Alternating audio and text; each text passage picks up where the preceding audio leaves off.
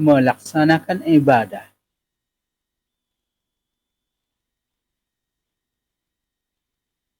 Dan i'tikaf ini hukumnya disyariatkan dan adalah amalan yang besar walaupun tidak sampai kepada wajib. Rasulullah SAW beriktikaf terus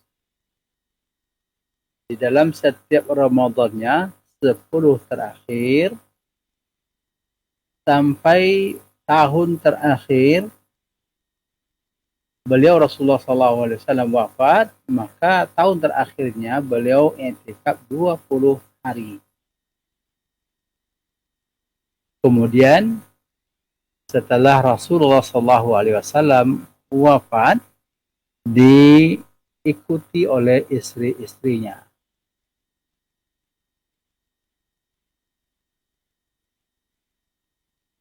Dan i'tikaf tidaklah syaratnya bulan Ramadan saja. Bahkan di dalam hadis yang sahih bahwa Rasulullah SAW juga pernah i'tikaf pada 10 terakhir daripada bulan Syawal.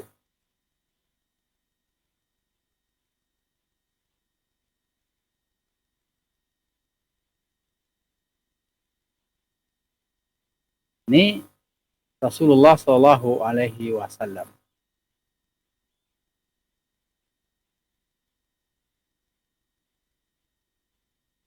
Ada yang mengatakan itu adalah qada. Maka i'tikaf tersebut ada satu amalan yang dirutinkan oleh Nabi SAW dan diikuti oleh istrinya setelah Rasulullah SAW. Bagi yang mempunyai nazar, maka hukumnya wajib. I'tikaf ini disyariatkan bagi laki-laki dan bagi perempuan.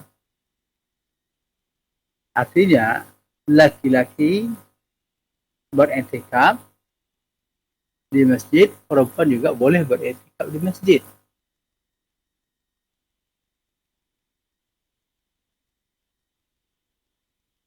Karena Rasulullah SAW, bagian istrinya ketika masa Rasulullah masih hidup,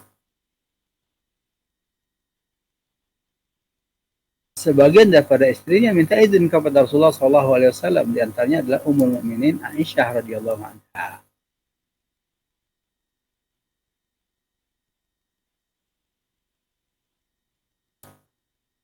Hanya perempuan apabila i'tikaf mesti seizin daripada suaminya dan mesti menghindarkan diri daripada masalah-masalah yang akan mendatangkan fitnah.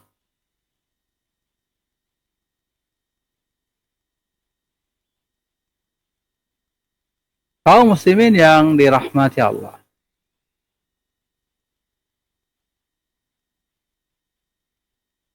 I'tikaf tersebut, sebagaimana yang kami sampaikan tadi, tidaklah wajib.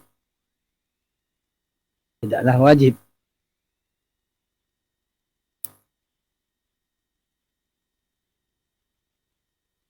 Kemudian, adapun dalil-dalil yang menerangkan tentang syariat i'tikaf banyak. Di antaranya adalah qauluhu subhanahu wa ta'ala, وَلَا تُبَاشِرُوهُنَّ وَأَنْتُمْ عَاكِفُونَ فِي الْمَسَاجِدِ. Janganlah kalian menggauli wanita kalian sementara kalian di saat beriktikaf di masjid. Atau orang yang beriktikaf di masjid. Artinya dia pulang, dia sudah berniat i'tikaf, kemudian keluar masjid, kemudian pergi ke rumahnya, dan mumbasyarah dengan istri-istrinya, ini tidak. Ini akan membatalkan.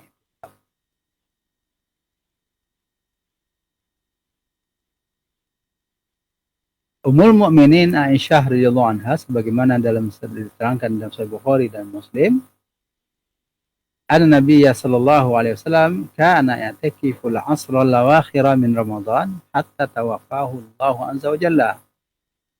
Thumma i'takafa azwajuhu min ba'dihi.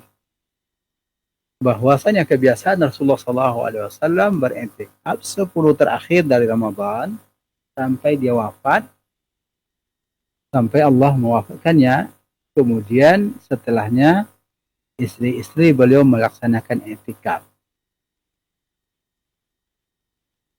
Ummul Mukminin juga menerangkan bahwa pada makan al-amu alladhi qubidha fihi i'takafa 20 yawman.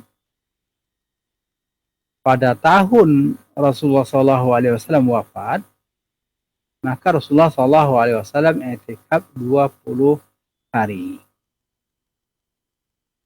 Ini menunjukkan bahwa Rasulullah Shallallahu Alaihi Wasallam ini selalu melaksanakan i'tikaf dan dia menjauhi Shallallahu Alaihi Wasallam menjauhi istrinya dalam arti tidak menggauli istrinya.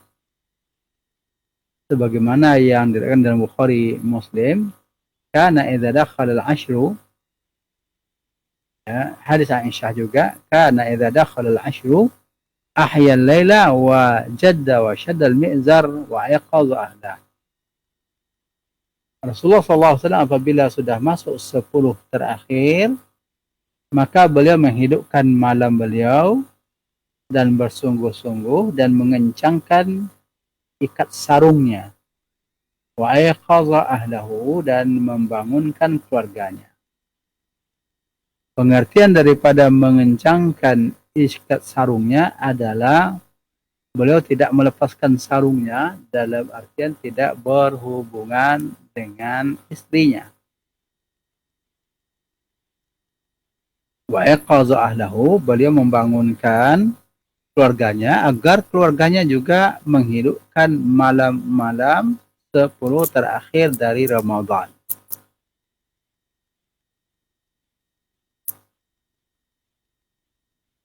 Apabila seorang ingin beriktikaf, kapan dia masuk?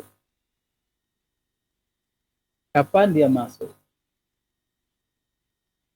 Jumhur para ulama menjelaskan bahwa orang yang beriktikaf apabila dia ingin masuk ke tempat iktikafnya, yaitu masjid, maka masuk sebelum matahari tenggelam pada tanggal 20, ya, atau pada malam 21.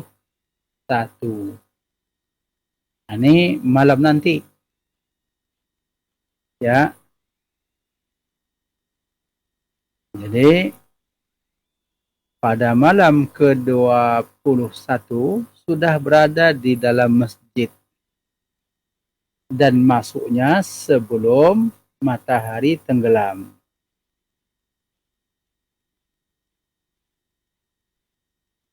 Dan kapan dia keluar? Keluarnya adalah pada hari terakhir matahari tenggelam pada bulan Ramadan.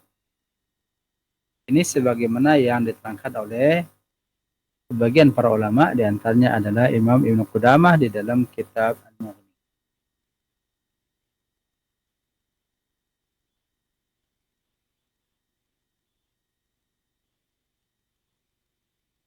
Dan apa yang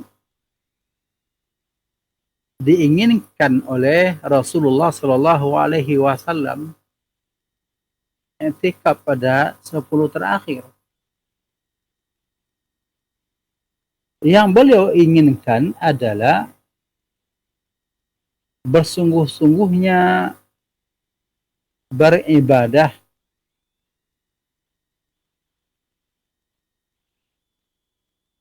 bersungguh-sungguhnya melaksanakan ketaatan Dan Rasulullah SAW adalah orang yang paling bersungguh-sungguh di dalam ketaatan, di dalam ibadahnya. Akan tetapi kesungguhannya di dalam bulan Ramadan itu lebih kuat lagi. Dan lebih muncak lagi adalah 10 terakhir bulan Ramadan.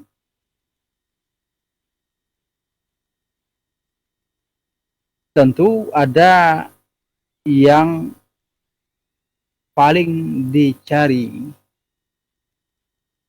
Yang paling dicari adalah Lailatul Qadar.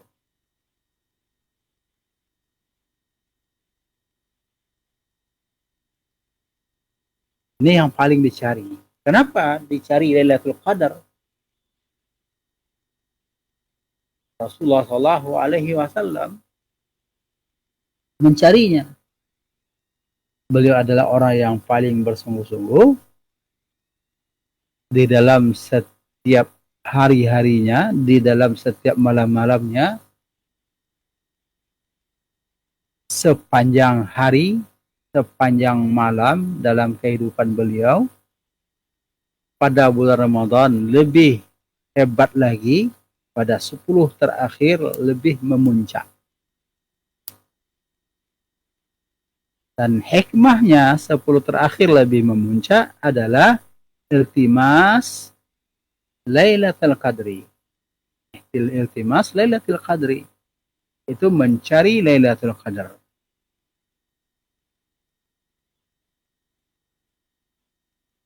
Maka Rasulullah SAW perintahkan kita yataharraw Lailatul Qadri fil witri min al-ashril awakhir.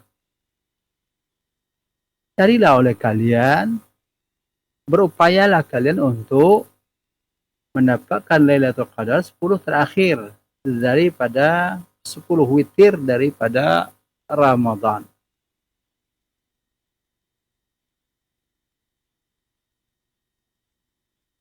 Karena pada 10 terakhir itulah Lailatul Qadar. Berapa, tanggal berapa? Ini yang tidak diberikan kepada kita, mestinya tanggal sekian, tidak. Bisa berubah-ubah sebagaimana yang diterangkan oleh Al-Hafiz Ibn Hajar, bahwa beliau mengatakan sahih annaha fi witrin min al-ashr al-awakhir wa annaha tantaqil. Yang lebih sahih bahwasanya Lailatul Qadar ini berada pada malam witir, malam ganjil dari 10 terakhir, dan waktunya berpindah-pindah. Jadi jangan kita anggap tanggal 27 saja, tanggal 25 saja. Kalaulah itu, tentu Rasulullah SAW sudah memastikan tanggalnya. Ternyata tidak. Rasulullah SAW suruh kita untuk mewanti-wantinya, mencari-carinya pada 10 terakhir.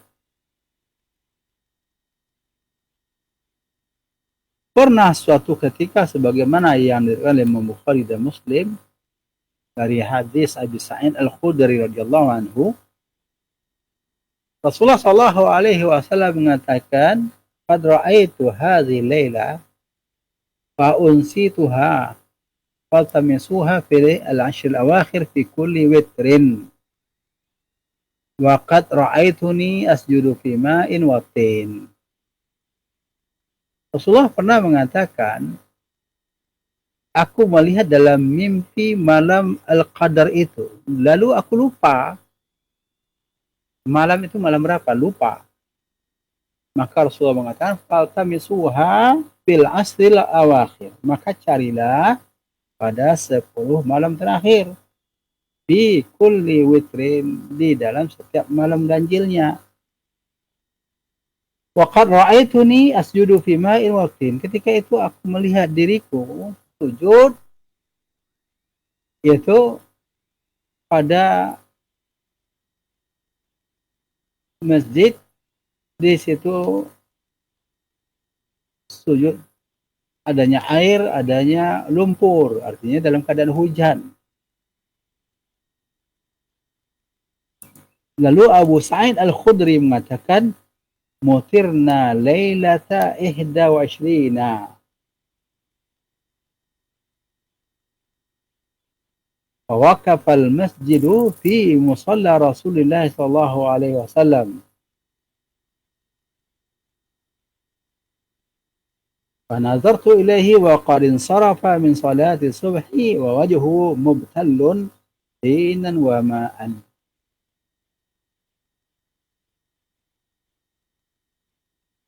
Terjadi hujan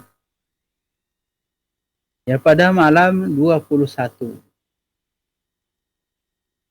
Maka hujan masuk ke dalam masjid Nabi SAW dari atapnya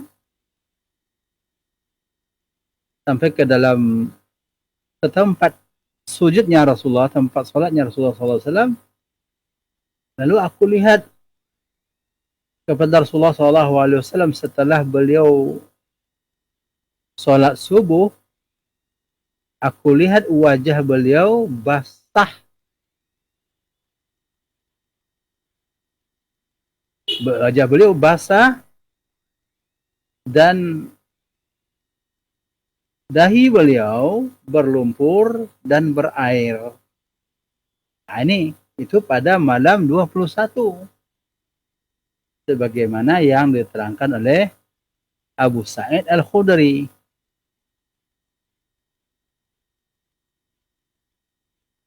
Dalam riwayat yang lain, Rasulullah SAW mengatakan, ya, Rasulullah SAW mengatakan, ura ru'yakum qad tawata'at fi sab'il awakhir. Faman kana mutaharriyaha falyataharraha fi sab'il awakhir. Diperlihatkan kepada saya, ya, bahwa itu berketepatan pada 7 terakhir. Dan siapa yang mencari-carinya, maka hendaklah mencari pada 7 terakhir. Ini dalam Sahih Bukhari dan Muslim.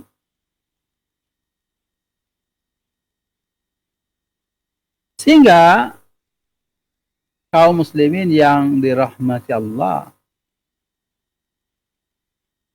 Ubay bin Ka'ab pernah mengatakan, sebagaimana yang dijelaskan di dalam Sahih Muslim, ini pada malam ke-27.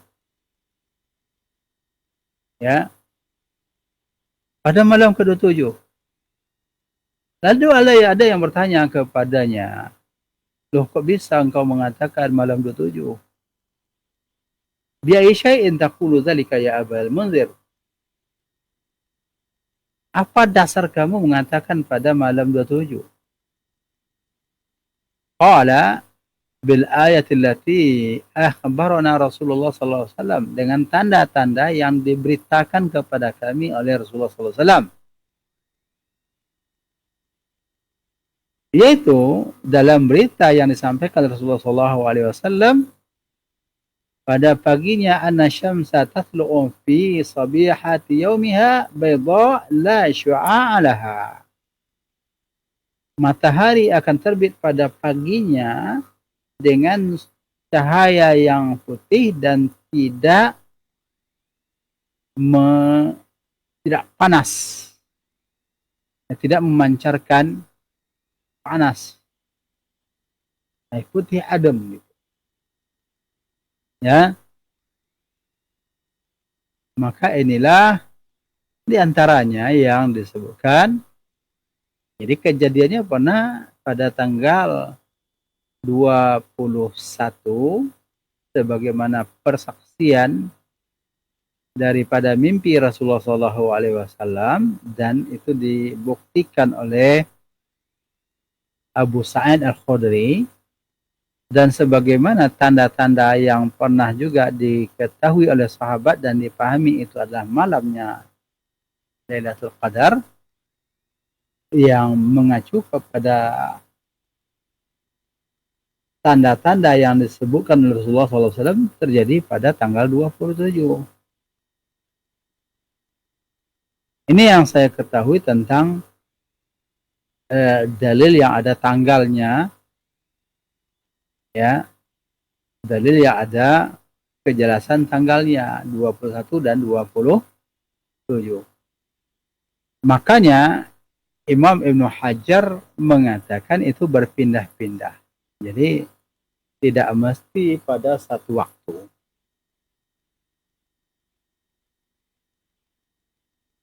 Banyak sekali masalah-masalah yang sebenarnya penting bagi orang yang beriktikaf. Akan tetapi adab-adab yang perlu kita jaga. Adab-adab yang perlu kita jaga.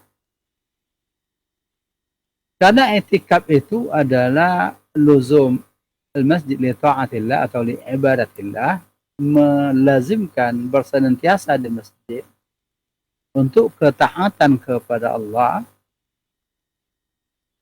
Maka orang yang beriktikaf, apalagi iktikaf penuh, maka siapkan diri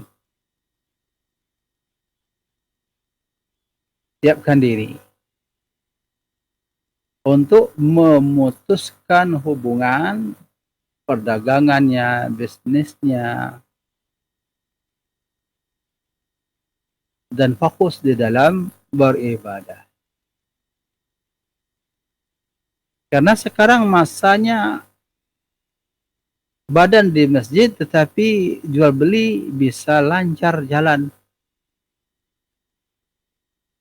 Badan di masjid tetapi seorang yang katanya iktikaf bisa saja sudah melaksanakan transaksi jual beli. Transaksi jual beli. Kenapa? Karena mudahnya untuk mengakses usaha dalam menjual ataupun membeli. Maka hukumnya dalam masalah ini sama seperti berjual beli di dalam masjid. Ini tidak boleh, kaum muslimin yang dirahmati Allah. Akan merusak i'tikaf.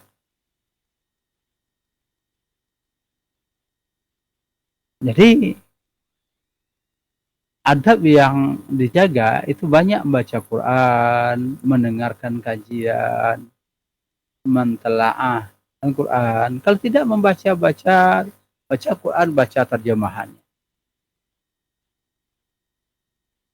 Kalau yang mampu, baca tafsirnya. Sehingga ada tadabbur. Bukan hanya sekedar membaca, juga ada tadabbur. Yakin kita bahwa kita melaksanakan ibadah itu dilihat oleh Allah Subhanahu wa Ta'ala.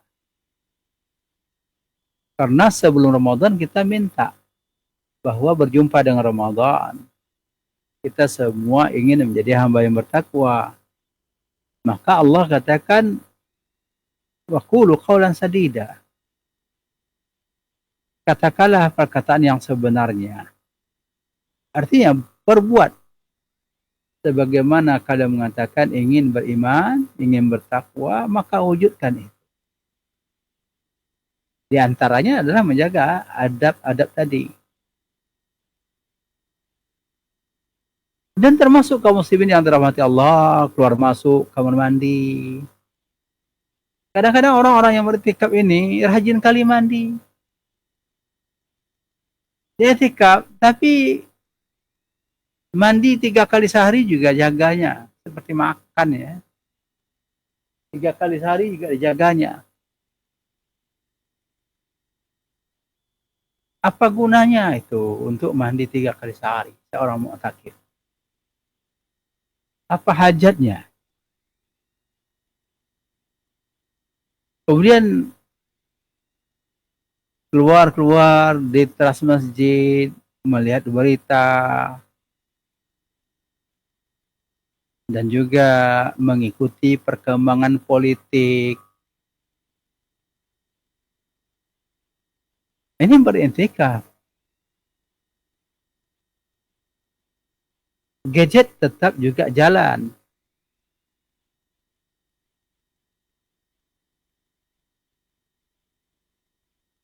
Apalagi kalau tadi jual beli. Atau umpamanya kita pengen pula makan sate, sate A namanya. Maka dipesanlah kelompok. Ya kita pesanlah, maka dipesan untuk makan bersama-sama. Ini sudah melakukan transaksi. Kita khawatir i'tikafnya itu rusak. Karena ada kepanitiaan, maka diserahkanlah urusan itu kepada panitia. Tidak menghajatkan orang-orang yang i'tikaf ini untuk banyak mencuci. Bahwa kotor satu pakaian dicuci.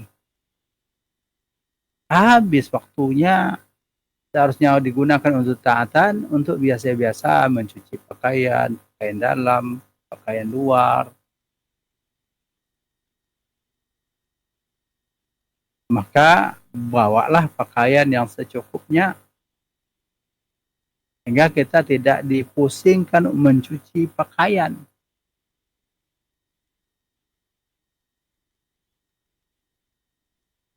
Tidak dipusingkan banyak ke kamar mandi. Ini kaum muslimin yang dirahmati Allah. Atau berbicara hal-hal yang tidak ada faedah, yang tidak ada gunanya. Apalagi kalau di situ ada ghibah. Ini kaum muslimin yang dirahmati Allah.